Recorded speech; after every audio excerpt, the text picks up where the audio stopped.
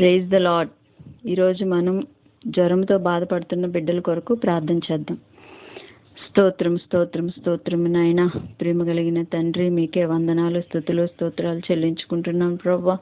మరి ఒక దినాన్ని సజీవులుగా మమ్మల్ని ఉంచినందుకు మీకు స్తోత్రము నాయన. తండ్రి, ఇదిగో ఈ దినము నాయన జ్వరముతో ఉన్న బిడ్డల కొరకు మేము ప్రార్థించుచుండగా మాతో మీరుండండి ప్రభువా. అయా, మీ యొక్క ఆత్మచేత నడిపించండి తండ్రి. అయా, ఎంతమంది బిడ్డలైతే జ్వరము, జలుబు, దగ్గులతో బాధపడుతున్నారు నేను వారందరికీ మీ నామంలో స్వస్థత కలుగునుగా కానీ ప్రార్థిస్తున్నాం ప్రభా. దేవా, టైఫాయిడ్తో బాధపడుతున్న బిడ్డల్ని జ్ఞాపకం చేసుకోండి, వారికి సంపూర్ణ స్వస్థత దయచేయండి నాయన. మలేరియాతో బాధపడుతున్న బిడ్డల్ని మీరు జ్ఞాపకం చేసుకోండి, వారికి స్వస్థత దయచేయండి.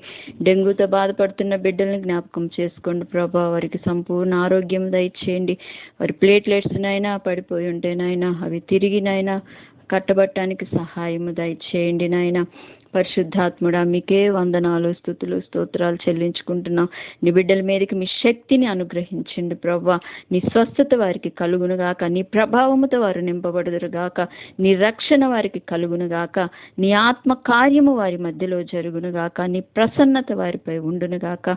దేవా, అరికాలు మొదలుకొని నడినెత్తి వరకు నాయన ఒక్కరికి కూడా ప్రభా స్వస్థత లేకుండా ఉన్నారు. వారందరినీ మీరు జ్ఞాపకం చేసుకోండి నాయన. వారందరిలో నాయన నీ ఆత్మ కార్యము జరిగించండి. నీ మహిమ వారు చూతురుగాక, నీ కార్యములు వారి మధ్యలో జరుగునుగాక ప్రభా.